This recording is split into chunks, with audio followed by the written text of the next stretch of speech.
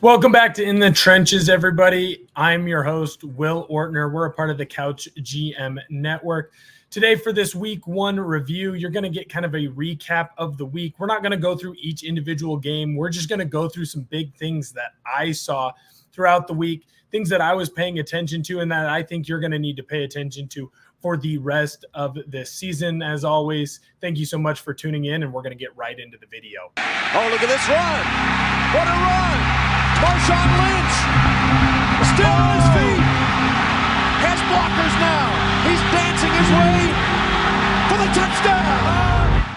So we're going to start out with the first game of the NFL season in Kansas City. Kansas City Chiefs beat the Baltimore Ravens 27-20. The thing that I really took out of this game is that Xavier Worthy is going to be a problem. I know he only really had 3 touches in this game. He had a couple catches, and then he had, of course, that big touchdown run. But the more that he gets used to this offense and the more that Patrick Mahomes and him build a rapport, it feels like you finally have that big deep play threat that they haven't had since Tyreek Hill left the team. Now, that doesn't mean that this Baltimore Ravens team is going to be bad, right? Obviously, they go down if Isaiah Likely has a size 12 and says instead of a size 13. You know, we might be talking about Baltimore going into Kansas City and sneaking out a big win. But if you have a guy like Xavier Worthy that's able to go up against that defense and feel like he's able to run away at times from the secondary that's trying to guard him, I just think that this Kansas City has a new problem. And obviously, Rashee Rice, he keeps getting better and better. So look out. KC really might be on a run for a three-peat. The next big game that you got to talk about the Friday game. I hate that the NFL keeps trying to do this. Stop playing NFL games in soccer stadiums. The turf was horrendous. It's used to soccer players. They're little. They're 5'8", 5'9", 5'10". At most, you have a guy who's $180. Now you have 300-plus pound men, just behemoths, running around trying to make quick stops and starts, guys sliding around all over the place. Look, it's a good win for the Eagles. I feel bad for the Packers. You're going to lose Jordan Love. It looks like 4 to 6 weeks with his MCL sprain. That's not a good look for the Packers, who really want to start strong. Obviously, that NFC North is strong with every other team winning. I feel bad for the Packers. Injuries happen. I think they'll be okay. You just kind of want to go 500 in that spot while he's gone. Hopefully Malik Willis turns into someone who can be kind of like a Jacoby Brissett, where it's just like, hey, let's get a win here, let's get a win there.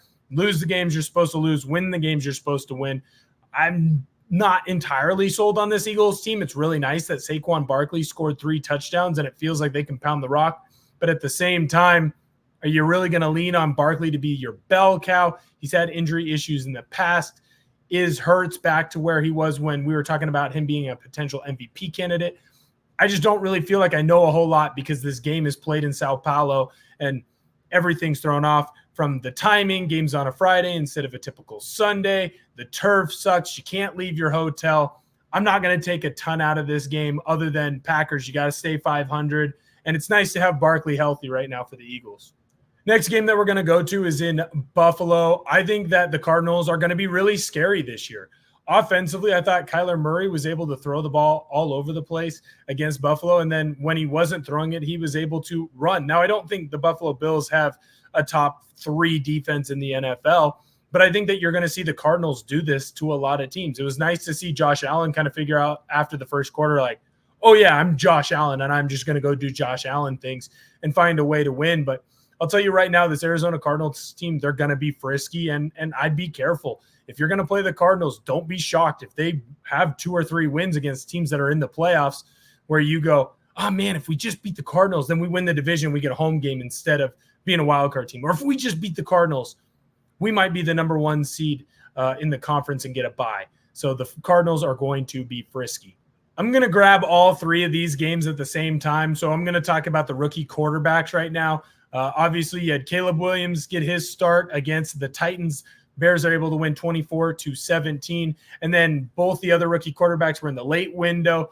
Jaden Daniels lost to the Buccaneers. That was 37-20. And then Bo Nix obviously fell in Seattle against the Seahawks, 26-20. I would say this, if you have a rookie quarterback right now, pump the brakes on everything. I feel like there were some flashes from all 3 of them where you go, hey, I understand why we took him where we did. I felt like when Bo Nix was attacking short and intermediate, I felt like he was fine. The minute he tried to take the top off the ball and he tried to attack the Seahawks defense deep, that's where you saw Seattle's defense really feast. I also don't feel like his offensive line helped him out a ton, or his running game helped him out. I feel like that Seahawks defense might be back to being for real, and talking about Seattle as a scary place for offenses to go and play. It's a really tough environment. I wouldn't take too much out of that game from Bo Nix and just understand and hope that as the season gets going, Sean Payton and him kind of figure it out. Jaden Daniels, obviously you saw flashes where it's like, man, that guy can throw. Aside from a deep ball to Terry McLaurin, it felt like he handled himself well. He ran well. His team just isn't very good. The Commanders aren't going to be very good this year. And they played a Buccaneers team that, look, honestly, Baker looked nails. He looked fantastic. Their defense looked like they were able to get after Jaden Daniels. Again, that's a scary defense to go up against, even though they're not at their peak like when they won the Super Bowl a couple years back. That's still a defense that knows how to get after the passer. So I wouldn't worry too much there. Just keep trying to see signs of improvement. And then the other big one, obviously, number 1 overall pick, Caleb Williams. They're able to get the win kind of despite him. He was under 100 yards passing, didn't look incredibly great. Obviously, he tried to have some extension of plays that in college they worked, and in the NFL they really don't. The really bad sack where he does like 3 or 4 spinoramas all the way until he gets the Bears out of field goal position really is going to hurt him. But I also think that with this Bears team, that defense is so good. I mean, shoot, they had the pick 6. They had the strip sack fumble that led to a field goal. They ran back they blocked a punt, and then they ran it back for a touchdown.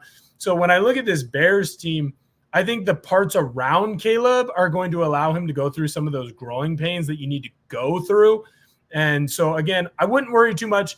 Take the good with the bad and understand that there are going to be times with these rookies where you go, wow, I see why we picked them where we did. And you're also going to have times where, what are you doing? I mean, literally in the Seattle game, the color commentator was like, why did Bo Nix throw that? And it immediately led to a Reek Woolen interception. So pump the brakes on your rookie quarterbacks. Just understand that it's a long season and they might have had a rough first outing, but there's a big difference between college speed and preseason speed. And then there's an even bigger difference between preseason speed and regular season speed. The other game I want to go and take a look at is the New York Giants. The Daniel Jones experiment is over. He looked absolutely horrific. Only got 6 points in the game. He had a turnover in the end zone where he just threw a bad interception. I'm not going to say like the Vikings are going to be world beaters. I think they're going to be a lot better than a lot of us thought, right? Sam Darnold looks very confident in that offense. And I think that he's got a good head coach and offensive coordinator that are going to put him in a spot where he can succeed. Now, I'm not saying that they're going to be a playoff team, but would I be shocked if we're looking at the playoff picture in middle of November and we're saying, well, the Minnesota Vikings, like they're not in the playoff picture, but they're in the hunt?